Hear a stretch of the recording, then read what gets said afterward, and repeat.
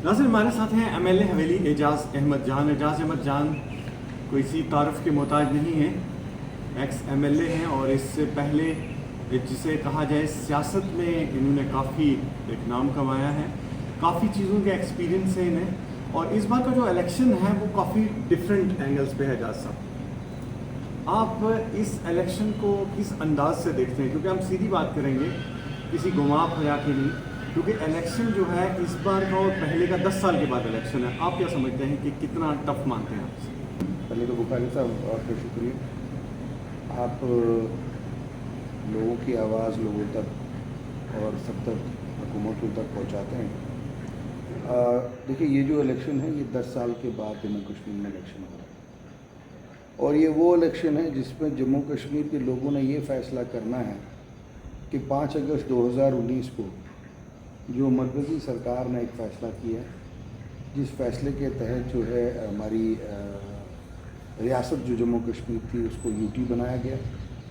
दफ़ा 370 35A जो protection देता था हमारे नौजवान बच्चों को, हमारी ज़मीनों को, हमारे आने वाले कल को, उसको जो तोड़ा गया। आज अगर आप देखें कि जम्मू कश्मीर के अंदर ख़ास करके मैं कहूँ पिछले 10 सालों में 10 साल के बाद जो ये इलेक्शन हो रहा है, ये भी बीजेपी अपनी चाहती नहीं है कि ये इलेक्शन करे, क्योंकि ज़मीनी हालात उनके हक़ में नहीं है।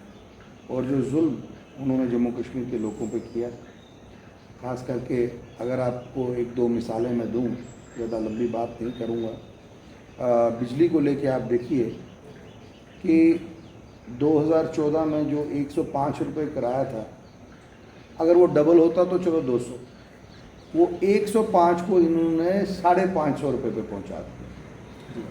तो डबल से भी डबल के ऊपर लेके गए। और उसके बाद आप देखिए पिछले 10 सालों में एक भी बच्चा हमारा, खास करके मैं कहूँगा डिस्ट्रिक्ट पुंछ में और हवेली कॉन्स्टिट्यूंसी में, वो गवर्नमेंट मुलाजमत में नहीं है। हालात ये हैं कि आज हमारे लोग रियासत से बाहर जो मजदूरी करने जाते थे, कोई सिक्योरिटी का काम करता था, कोई वॉचमैन बनता था, कुछ बनता था, अपना मतलब रोज़गार चलाता था। आज इस किस्म की नफ़रत की जो दीवार पूरे मुल्क में खड़ी की गई है, आज हमारे बच्चे जो हैं वो वहाँ भी नहीं जा पा रहे हैं, काम करने नहीं जा रहे हैं। अमूमन आप देखते हैं हर 2 दिन के बाद एक वीडियो आता है कि किसी जम्मू कश्मीर के या बाहर के इलाके के, खास करके मुस्लिम कम्युनिटी के लोगों को टारगेट किया जाता है और बीजेपी उस पर चुप रहती है।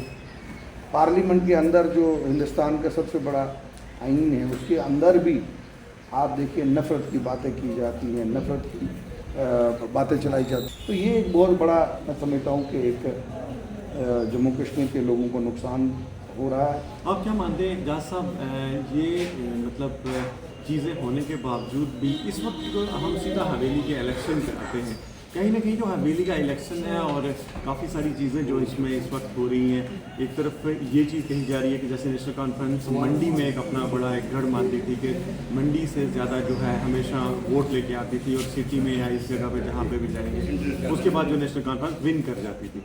इस बार ये कहा जा रहा है कि उस साइड में ज़्यादा कैंडिडेट्स हैं और इससे जो है नेशनल कॉन्फ्रेंस को नुकसान होगा। Your opinion? देखिए, वो ये तो मैं कहूँगा बड़ा अच्छा है ख्याल गाले दिल बहलाने को। यहाँ कोई मंडी पुंछ की बात नहीं है, यहाँ लोगों के मुस्तकबिल की बात है कि लोगों का मुस्तकबिल क्या होगा, लोगों की पहचान क्या होगी। आज जो जम्मू कश्मीर के हालात है, जम्मू कश्मीर के लोगों की हालात है, उसमें ये लोगों को डिवाइड करना चाहते हैं इलाकों में। तो अगर कैंडिडेट की भी बात करूँ, ऐसी कोई बात नहीं है। मेरे लिए पुंछ के लोग भी उतने इम्पॉर्टेंट हैं जितने मंडी के हैं, और मेरे लिए मंडी और पुंछ के लोग दोनों बराबर हैं। और मेरी जो समझ में कैंडिडेट का कोई ऐसा नहीं होता है। अगर आप उसमें देखेंगे तो उसमें पुंछ से भी बराबर के कैंडिडेट खड़े हैं, पुंछ से भी 3-4 कैंडिडेट खड़े हैं और मंडी से भी कैंडिडेट खड़े हैं। लेकिन फाइनल आपको पता चलेगा जब आपका फाइनल, जब लास्ट डेट ऑफ इलेक्शन ख़त्म होगी, उसके बाद आपको पता चलेगा कितने कैंडिडेट कहाँ पे हैं। कई लोग से जो है सियासत में वो इस वक्त ये चीज़ कह रहे हैं कि इससे जो है इस बार एजाज जान को शायद या नेशनल कॉन्फ्रेंस को ये नुकसान होगा कि उस तरफ जो कैंडिडेट हैं जैसे डिफरेंट पार्टीज़ के वो 2-3 हज़ार वोट भी अगर लेते हैं तो पुल से पीछे पीछे जो है एक सियासत का एक सिस्टम जो है वो ख़त्म होगा। तो आप उसको किस नज़र से देखते हैं कि कहीं ना कहीं उसकी कहाँ जगह है? यानी कि अगर इस तरफ भी आएंगे तो वो ये एक सोच है, कई एक ऐसे लीडर्स हैं उनकी ये सोच है कि इस तरफ जैसे डीडीसी हूँ बीडीसी हूँ हमारे यहाँ पे थे तो हम जो है वो एक कट करेंगे नेशनल कॉन्फ्रेंस उसमें कम रहेगी। तो आपको क्या लगता है कि नेशनल कॉन्फ्रेंस क्या इतनी कमज़ोर है कि इस वक्त जो 10 साल का अरसा गुजरा क्या उसके पास इतने वर्कर्स नहीं है कि वो हर जगह से अगर नेशनल कॉन्फ्रेंस कमज़ोर होती तो बीजेपी को ये team A, B, C create नहीं करनी पड़ती। हवेली कॉन्स्टिट्यूंसी के अंदर बीजेपी का कैंडिडेट खड़ा है, नेशनल कॉन्फ्रेंस का कैंडिडेट खड़ा है, बाकी तमाम कैंडिडेट बीजेपी के ही कैंडिडेट हैं जो नेशनल कॉन्फ्रेंस को जो है हराना चाहते हैं। ये वही कैंडिडेट हैं जो आज से 3 महीने के पहले पार्लियामेंट इलेक्शन में बीजेपी के लिए वोट मांग रहे थे। तो बीजेपी की अपनी जो है वो कैपेसिटी नहीं है कि बीजेपी हमारे साथ लड़ सके। बीजेपी करती क्या है कि अपना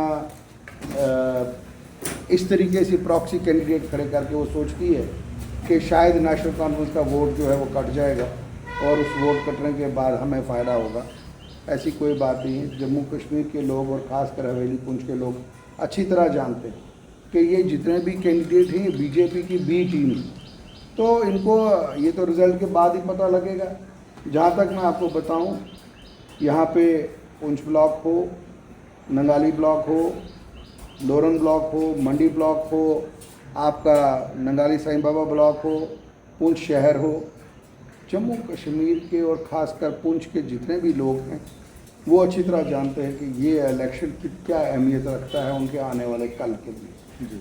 अगर तो लोगों को लगता है कि बीजेपी जो कर रही है वो ठीक है तो लोगों की मर्ज़ी है, लेकिन अगर जम्मू कश्मीर के लोगों को और पुंछ के लोगों को ये लगता है कि बीजेपी ने एक जुल्म जो है हमारे लोगों पे किया, हमारे हर चीज़ पे, अब तो हद यहाँ तक पहुँची है कि बीजेपी वक्फ बोर्ड के अंदर भी तरमीम करने जा रही है, जिस पे मैं समझता हूँ हम किसी के मज़हब पे कभी ना हम कभी बोलते हैं ना करते हैं, लेकिन बीजेपी ये जो कानून नए ला रही है उससे ये क्रश करना चाहती है। और ये नफ़रत की सियासत इसलिए करती है क्योंकि ऑन ग्राउंड इनका कुछ नहीं है।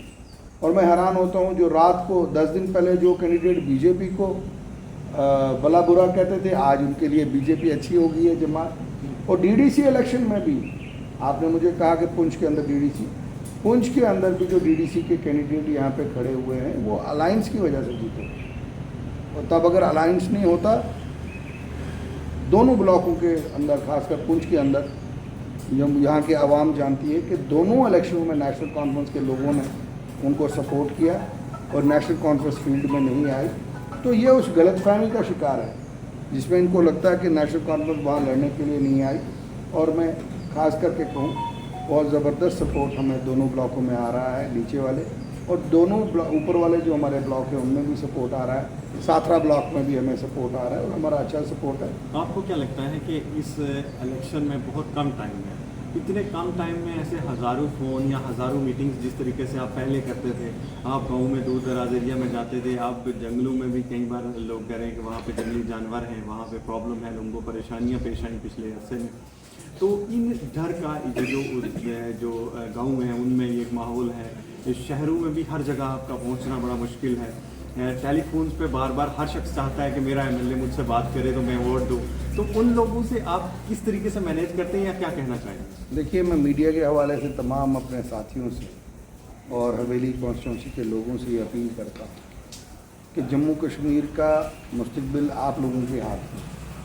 अगर आपको लगता है कि बीजेपी ने आपके साथ गलत किया है तो ये वोट ही एक ऐसी जगह है जहाँ बीजेपी को अपना जवाब दे सकते हैं। आप नहीं इनके साथ लड़ सकते, नहीं आप बीजेपी के साथ कोई झगड़ा कर सकते, लेकिन एक जमहूरियत जहाँ पे जमहूरी जो एक प्रोसेस है उस जमहूरी प्रोसेस में आप वोट के ज़रिए जो है अपनी पहचान करेंगे। और आपको देखना पड़ेगा कि कौन कैंडिडेट है जो आपकी बात करता है, कौन कैंडिडेट है जो अपने उस क्या कहते हैं स्टैंड पे खड़ा रहा, अपनी लोगों के साथ खड़ा रहा, मुश्किलात में खड़ा रहा। और क्या वजूहत है कि बीजेपी 3-4 कैंडिडेट खड़े करके, अब पार्लियामेंट इलेक्शन में आप देखिए, पार्लियामेंट इलेक्शन में जो लोग बीजेपी को सपोर्ट कर रहे थे और जिनको बीजेपी सपोर्ट कर रही थी, आज वो दोनों अलग लड़ रहे हैं। कुछ वोट काटने की पॉलिटिक्स कर रहे हैं और कुछ जो है वो अपना वोट लेने की कोशिश कर रहे हैं। तो अल्टीमेटली उनकी कोशिश है कि नेशनल कॉन्फ्रेंस को कमज़ोर किया जाए ताकि दिल्ली के अंदर और रियासत के अंदर ये आवाज़ बीजेपी के खिलाफ ना उठे। बीजेपी बहुत से जो है वो हथकंडे अपनाएगी। मेरे को खबर मिल रही है बहुत से एरियाज़ में लोगों को खरीदने की साजिशें हो रही आपको क्या हैं। लगता है, बड़ा अच्छा आपने सवाल ये जो बात की आपने कि पैसे की बात कर रहे हैं, कुछ ऐसे कंट्रैक्टर्स हैं, कुछ ऐसे लोग हैं जिन्होंने पैसा कमा लिया, आप वो सोचते हैं कि पुंछ के लोगों में पैसा बांट के लोगों को जीत लेंगे।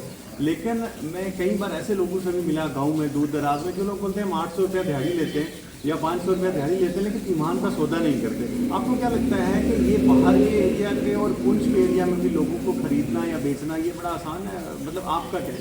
ये कोशिश कर रहे हैं कि हम लोगों को खरीद लें, लोगों को खरीद के जो है वोट ले लें। जम्मू कश्मीर के लोग और ख़ासकर पुंछ हवेली के लोग बिकाऊ माल नहीं है। मैं नहीं कहूँगा, कुछ लोग होंगे बीच में जो अपना ईमान का सौदा करते हैं। मैं तो हैरान होता हूँ, वो लोग 6 दिन पहले कहते हैं बीजेपी को गालियाँ निकालते हैं और 6 दिन के बाद कहते हैं बीजेपी बड़ी ही अच्छी जमात है। तो ये चीज़ें जो है, ये चीज़ हमें देखने की ज़रूरत है कि क्या वजूहत है। बाकी मैं नहीं समझ सकता हूँ कि पुंछ के लोग कहीं बिकने वाले हैं या अपने ईमान का सौदा करने वाले हैं। ये वही लोग हैं, पहले इन्होंने पार्लियामेंट इलेक्शन में भी बरादरी की बात, इन्होंने मियां अल्ताफ़ साहब के लिए कहा कि उनको वोट नहीं मिलेगा, ये नहीं होगा। तो जब रिज़ल्ट आया तो इनको खुद इनकी परेशानी हुई, फिर इनको 10 दिन नींद नहीं आई। और इंशाल्लाह मुझे अभी जो लगता है इस बार भी इलेक्शन में जो फीडबैक आ रहा है, जिस तरीके की मुझे फीलिंग आ रही है, क्योंकि मैंने इलेक्शन लड़े हैं, मुझे लगता है मुकाबला यहाँ है ही 80-20 का।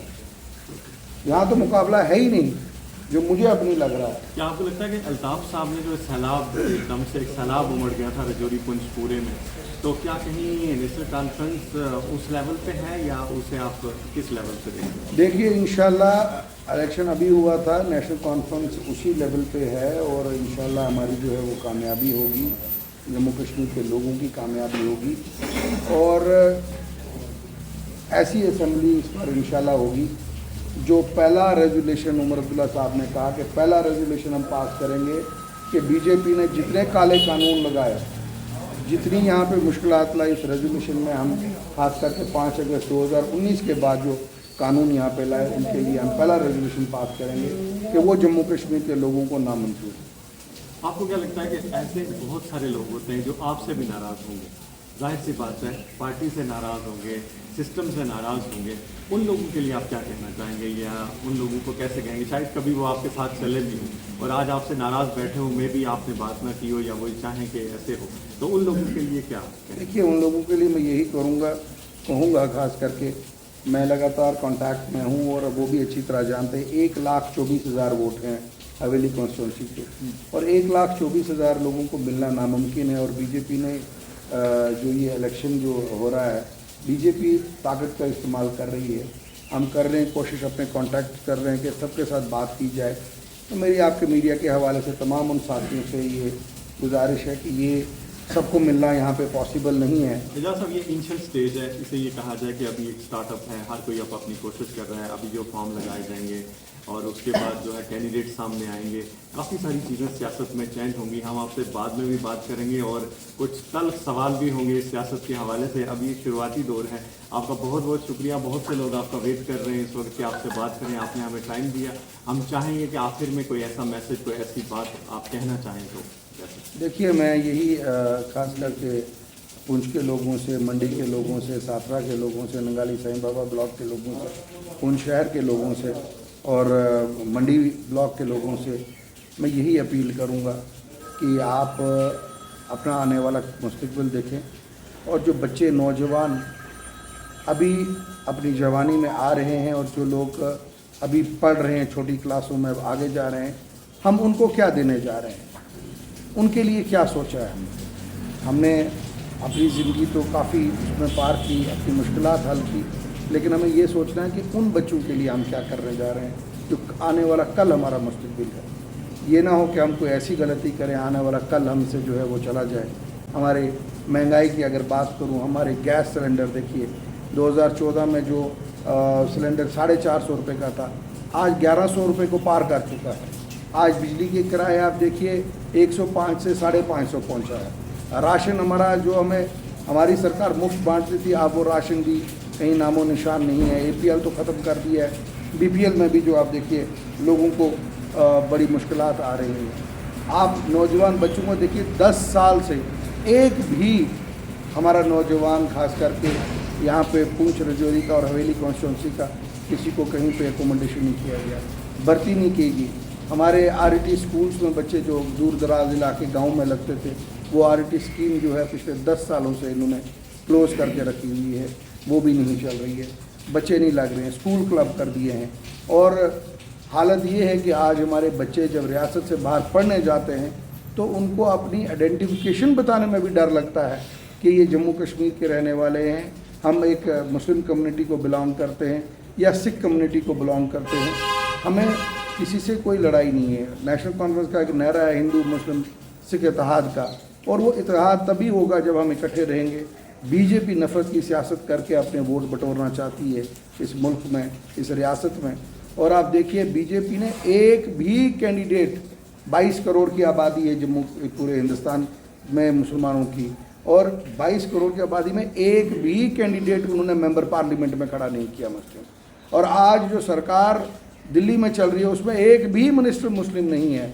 अगर हिंदुस्तान की 22 करोड़ आबादी कोई छोटी आबादी नहीं है, 22 करोड़ की आबादी में जो है, जो ऑफिशियल फिगर है, मुझे पता नहीं बाकी क्या, 22 करोड़ की आबादी में एक मुस्लिम मिनिस्टर नहीं है। जम्मू कश्मीर जो एक मुस्लिम मेजॉरिटी स्टेट है, मुस्लिम मेजॉरिटी जो यहाँ पे एक भी आप देख लीजिए मिनिस्टर, आप देख लीजिए ये क्या बोलते हैं गवर्नर यहाँ पे UP का, यहाँ पे चीफ सेक्रेटरी, बाकी अफसरान जो इस टाइम इस रियासत को चला रहे हैं वो इस रियासत के हैं ही नहीं। हम किसी के साथ वो दुश्मनी नहीं करते, लेकिन आप सोचिए क्या बिहार का और UP का आदमी यहाँ आके हम डिसाइड करेगा कि जनाब पुंछ के दूर दराज गाँव के इलाकों में कहाँ पे क्या स्कीमें होंगी। और प्लानिंग जो है ऐसी प्लानिंग हो रही है कि ज़मीन पे वो कहीं भी नहीं है। मैं फिर से कहूँगा नौजवान बच्चों को, उनके मैं अपील करूँगा कि आपको समझना पड़ेगा पीसफुल तरीके से। ये इलेक्शन जो है इसमें कहीं भी लड़ाई नहीं होनी चाहिए, कहीं भी झगड़ा नहीं होना चाहिए। हमें पीसफुल तरीके से हिंदुस्तान के आइन के अंदर जो हमें एक हक मिला है, एक राइट मिला है, उस राइट के तहत हमने अपना वोट जाके डालना है। और जब हम अपना ये वोट डालेंगे इंशाल्लाह नेशनल कॉन्फ्रेंस की कामयाबी होगी, जम्मू कश्मीर के लोगों की कामयाबी होगी। बहुत शुक्रिया कि आपने काफ़ी लंबी बात की और काफ़ी सारी चीज़ें आपने इसमें अयां कर दी। और मुझे लगता है कि अगली बार जब हम बात करेंगे तो उसमें काफ़ी चीज़ें और ज़्यादा निखर के सामने आ चुकी होंगी। तो आपका बहुत बहुत शुक्रिया। अभी आपने कैंपेन पे जाना है, आपने इतना टाइम निकाला हमें दिया, और नेक्स्ट टाइम हम ज़रूर आपसे बात करेंगे।